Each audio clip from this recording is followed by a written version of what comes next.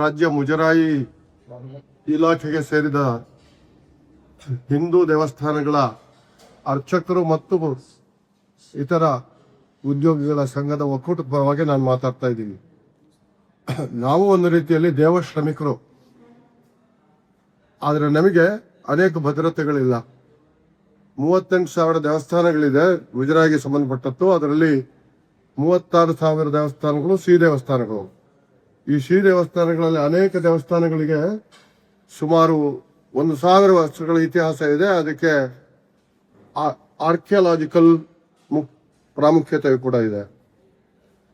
ಈ ದೇವಸ್ಥಾನಗಳಲ್ಲಿ ಪೂಜೆ ಮಾಡುವಂತಹ, ಶ್ರೀ ದೇವಸ್ಥಾನದಲ್ಲಿ ಪೂಜೆ ಮಾಡುವಂತಹ ಅರ್ಚಕರಿಗೆ ಈಗ ಕೊಡುವಂತಹ ತಸ್ತೀಕ್ ಸಂಬಳ ಮತ್ತೆಲ್ಲದಕ್ಕೂ ಸೇರಿ 6,000 ರೂಪಾಯಿ ತಿಂಗಳಿಗೆ.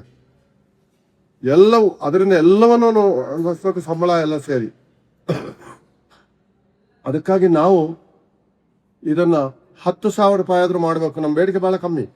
10,000 ಮಾಡಿ ಮಂಗಳ ದ್ರವ್ಯಕ್ಕೆ ಪೂಜೆಗಾಗಿ ಇನ್ನೊಂದು 5,000 ರೂಪಾಯಿ ಕೊಡಿ ತಿಂಗಳಿಗೆ ಅಂತ ಹೇಳ್ತೀವಿ. ಅಂದ್ರೆ ಒಂದು 9,000 ರೂಪಾಯಿ ಜಾಸ್ತಿ ಕೇಳ್ತಾ ಇದ್ವಿ. ಈ 9,000 ರೂಪಾಯಿ ಜಾಸ್ತಿ ಕೊಟ್ಟರೆ ಸರ್ಕಾರಕ್ಕೆ ಖರ್ಚಾಗೋದು ಒಂದು 35 ಕೋಟಿ ರೂಪಾಯಿ ತಿಂಗಳಿಗೆ. ಆ 35 ಕೋಟಿ ರೂಪಾಯಿ ಕೊಟ್ಟರೆ ಲಕ್ಷಕ್ಕಿಂತಲೂ ಜಾಸ್ತಿ ಉದ್ಯೋಗಿಗಳಿಗೆ ಅನುಕೂಲ ಆಗ್ತದೆ. ಮಹಾ ಅನುಕೂಲ ಅಲ್ಲ, ಸಣ್ಣ ಸಣ್ಣ ಅನುಕೂಲಗಳು. ಇವತ್ತಿನ ದೇಶದಲ್ಲಿ ಎಷ್ಟೋ ಪೂಜಾ ದ್ರವ್ಯಗಳಿಗೆ ಖರ್ಚಾಗ್ತದೆ. ಎಲೆಕ್ಟ್ರಿಕ್ ಬಿಲ್ ಸೇರ್ಕೊಂಡು ಇರೋದನ್ನೆಲ್ಲ ಖರ್ಚು ಮಾಡಬೇಕು. ಆದ ಕಾರಣ ಈ ಹಿಂದೂ ದೇವಾಲಯಗಳ, ಅಂದ್ರೆ ನಮ್ಮ ಸಂಸ್ಕೃತಿಯ ದೇವಾಲಯಗಳ, ಗ್ರಾಮ ದೇವಾಲಯಗಳ ರಕ್ಷಣೆ ಯಾವುದೇ ಸರ್ಕಾರದ ಜವಾಬ್ದಾರಿ. ಈ ಜವಾಬ್ದಾರಿಯನ್ನ ರಾಜ ಮಹಾರಾಜರ ಕಾಲದಿಂದ ಹಿಡಿದು ಬ್ರಿಟಿಷರ ಕಾಲದಲ್ಲೂ ಕೂಡ ಅವರು ಅಲ್ಲಗಳೆಯಲಿಲ್ಲ, ಮಾಡಿದ್ರು. ಎಲ್ಲರೂ ಮಾಡಿದ್ದಾರೆ. ಈ ಸರ್ಕಾರವು ಆ ದಿಕ್ಕಿನಲ್ಲಿ ಕಳೆದ ವರ್ಷ ನಮಗೆ 5,000 ರೂಪಾಯಿ ಕೇಳಿದ್ವಿ, ಜಾಸ್ತಿ ಕೊಡಿ ಅಂದ್ರೆ 10,000 ಕೇಳಿದ್ವಿ. 5,000 ಕೊಡ್ತಾ ಇದ್ರು ತಿಂಗಳಿಗೆ, ಅದನ್ನು 6,000 ಮಾಡಿದ್ರು. ಅಷ್ಟಕ್ಕೆ ತೃಪ್ತಿ ಪಟ್ಕೊಂಡ್ವಿ, ಏನ್ ಮಾಡೋದು. ಆದ್ರೆ ಈಗ 10,000 ತಿಂಗಳಿಗೆ ಅಂದ್ರೆ ಇನ್ನು 4,000 ಜಾಸ್ತಿ ನಮಗೆ ಸಂಬಳ ತಪ್ಪಿಸಿ ಕೊಡಿ, 5,000 ಮಂಗಳ ದ್ರವ್ಯ ಕೊಡಿ ಅನ್ನುವಂಥದ್ದು ನಮ್ಮ ಹಕ್ಕೊತ್ತಾಯ, ಹಠದ ರಿಕ್ವೆಸ್ಟ್. ನಾವು ದೇವಸ್ಥಾನಕ್ಕೆ ಸೇರಿದ ಕಾರಣ ಉಳಿದವರ ತರ ಬಾವಟ ಹಿಡ್ಕೊಂಡು ಹೋಗೋದು ನಮಗೆ ಧಾರ್ಮಿಕವಾಗಿಯೂ ಉಚಿತ ಅಲ್ಲ, ಮಾಡೋದು ಕಷ್ಟ ಆಗ್ತದೆ. ಇನ್ನೊಂದು ತಿಳ್ಕೊಂಡಿರ್ಬೇಕು, ನಮ್ಮ 36,000 ಶ್ರೀ ದೇವಸ್ಥಾನಗಳಲ್ಲಿ ಅತಿ ಹೆಚ್ಚಿನವರು ಹಿಂದುಳಿದ ವರ್ಗಕ್ಕೆ ಸೇರಿದಂತ ಅರ್ಚಕರು. ಅವರು ಬಹಳ ಚೆನ್ನಾಗಿ ಪೂಜೆ ಮಾಡ್ತಾರೆ. ನನ್ನ ಪಕ್ಕದಲ್ಲೇ ಕೂತಿದ್ದಾನೆ ಚಂದ್ರಾಯ ಸ್ವಾಮಿ.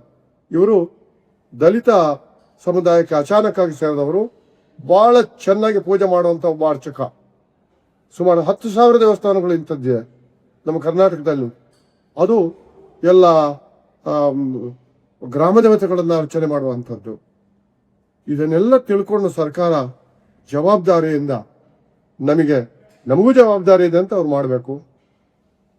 ಇದು ಬರೇ ಹಿಂದೂ ಧರ್ಮದ ಸಂಸ್ಕೃತಿ ಅಂತ ಅಂದ್ಕೊಳ್ಬಾರದು.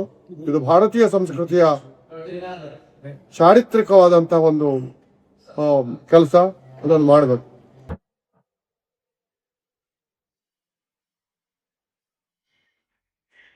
ಸರ್ ಹಂಗೆ ಈ ಕಡೆ ಸುಳ್ಳಿ ಸರ್, ಸ್ವಲ್ಪ ಹಿಂತೀನಿ. ಹಿಂದೂ ದೇವಾಲಯಗಳ ಅರ್ಚಕರ ಆಗಮಿಕರ ಉಪಾಧಿವಂತರ ಒಕ್ಕೂಟ ಈ ಒಂದು ದಿನ ನಮಗೆ ಪ್ರಪ್ರಥಮವಾಗಿ ಕರ್ನಾಟಕ ರಾಜ್ಯದಲ್ಲಿ ಗ್ರಾಮಾಂತರ ಪ್ರದೇಶದಲ್ಲಿ ಸುಮಾರು ಸಿ ದೇವಸ್ಥಾನ 56,000 ದೇವಸ್ಥಾನಗಳಿದೆ. ಆ ದೇವಸ್ಥಾನಗಳಿಗೆ ನಾವು ಸರ್ಕಾರ ವರ್ಷಕ್ಕೆ ಕೇವಲ ನಮಗೆ 6,000 ಕೊಡ್ತಾ ಇದ್ದಾರೆ. ಎಲ್ಲ ಸಾಮಗ್ರಿಗಳನ್ನು ಪೂಜೆ ಮಾಡಬೇಕು, ಕರೆಂಟ್ ಬಿಲ್ ಕಟ್ಟಬೇಕು, ಪ್ರತಿಯೊಂದು ನಾವು ಮಾಡಬೇಕು. ಆ ಒಂದು ಇದನ್ನ ನಾವು ಮಾಡ್ಕೊಂಡೇ ಬರ್ತಾ ಇದ್ದೀವಿ. ಗುಂಡೂರು 1 ರೂಪಾಯಿ ಕೊಟ್ಟರು, ಅದನ್ನ ಹಿಡ್ಕೊಂಡು ಇವತ್ತಿಗೂ ನಾವು ದೇವಸ್ಥಾನ ಬಿಡ್ತಾರೆ. ನಮ್ಮ ತಾತ ಮುತ್ತಾತ ನಾವು ಪೂಜೆ ಮಾಡ್ಕೊಂಡು ಹೋಗ್ತಾ ಇದ್ದೀರಿ. ಇತ್ತೀಚೆಗೆ ಸರ್ಕಾರ ಹಲವಾರು ಸಲ ನಮ್ಮ ಬೇಡಿಕೆ ಕೊಟ್ಟರು ಕೂಡ ಪರಿವರ್ತಿಸಿಲ್ಲ. ಈಗಾಗಲೇ ನಮಗೆ ಒಂದು ವರ್ಷಕ್ಕೆ ಗ್ರಾಮಾಂತರ ಪ್ರದೇಶದಲ್ಲಿ 72,000 ಕೊಡ್ತಾ ಇದ್ದಾರೆ. ಅದು ಸಾಕಾಗ್ತಾ ಇಲ್ಲ. ಕನಿಷ್ಠ ತಿಂಗಳಿಗೆ 10,000 ರೂಪಾಯಿ ಕೊಡಿ, ನಮಗೆ ಸಾಮಾನುಗೋಸ್ಕರ ಕೊಡಿ. ಪೂಜಾ ಸಾಮಾನುಗಳು ಬೆಲೆ ಜಾಸ್ತಿ ಆಗಿದೆ. ತೆಂಗಿನಕಾಯಿ, ಹೂವು, ಕಡ್ಡಿ, ಕರ್ಪೂರ, ವೀಳ್ಯದೆಲೆ, ಅಡಿಕೆ ಎಲ್ಲ ಎಷ್ಟು ಸಾಮಾನು ನಾವು 2 ಸಲ ತಗೊಂಡೋಗಿ ಗ್ರಾಮಾಂತರ ಪೂಜೆ ಮಾಡ್ಕೊಂಡ್ ಬರ್ಬೇಕು. ತಸ್ತಿಗೆ ನೀವು ಈಗ ವರ್ಷಕ್ಕೆ 72,000 ಕೊಡ್ತಾ ಇದ್ದೀರಾ. ಅದ್ರಲ್ಲಿ ನಾನು ವರ್ಷಕ್ಕೆ 1,00,000 ಕೊಟ್ರೆ ಆನಂದವಾಗಿ ಪೂಜೆ ಮಾಡ್ಕೊಂಡು ಹೋಗ್ಬೋದು ಅಂದ್ಬಿಟ್ಟು ನಾವು ಈಗಾಗಲೇ ಮುಖ್ಯಮಂತ್ರಿ ಮನವಿ ಮಾಡಿದ್ದೀರಿ. ಸನ್ಮಾನ್ಯ ಸಚಿವ ರೆಡ್ಡಿ ಅದನ್ನ ರಾಮಲಿಂಗಾರೆಡ್ಡಿ ಅವರಿಗೆ ಮನವಿ ಮಾಡಿದ್ದೀರಿ. ರಾಮಲಿಂಗಾರೆಡ್ಡಿ ಸಹ ನಮ್ಗೆ ಒಪ್ಪಿದ್ದಾರೆ. ಸಿಎಂ ಹತ್ರ ಮಾತಾಡ್ತೀನಿ ಅಂತ ಕೂಡ ನಮ್ಮ ಸಚಿವರು ಒಪ್ಕೊಂಡಿದ್ದಾರೆ. ಇತ್ತೀಚೆಗೆ ನಮ್ಗೆ ಒಳ್ಳೆ ಕೆಲಸಗಳು ಆಗ್ತಾ ಇದೆ. ರಾಮಲಿಂಗಾರೆಡ್ಡಿ ಸಾಹೇಬರು ಬಂದ್ಮೇಲೆ ಬೇಕಾದಷ್ಟು ಮಾಡಿಬಿಟ್ಟಿದ್ದಾರೆ ಇಲಾಖೆಗೆ. ಈ ತಸ್ತಿಕ್ ಒಂದು ಜಾಸ್ತಿ ಮಾಡ್ಲಿ ಅಂತ ನಾವು ಅವರಲ್ಲಿ ಮನವಿ ಮಾಡ್ತಾ ಇದ್ದೀರಿ. ಎಸ್ ಎನ್ ದೀಕ್ಷಿತ್, ಅರ್ಚಕರ ಒಕ್ಕೂಟದ ಮುಖ್ಯ ಪ್ರಧಾನ ಕಾರ್ಯದರ್ಶಿ.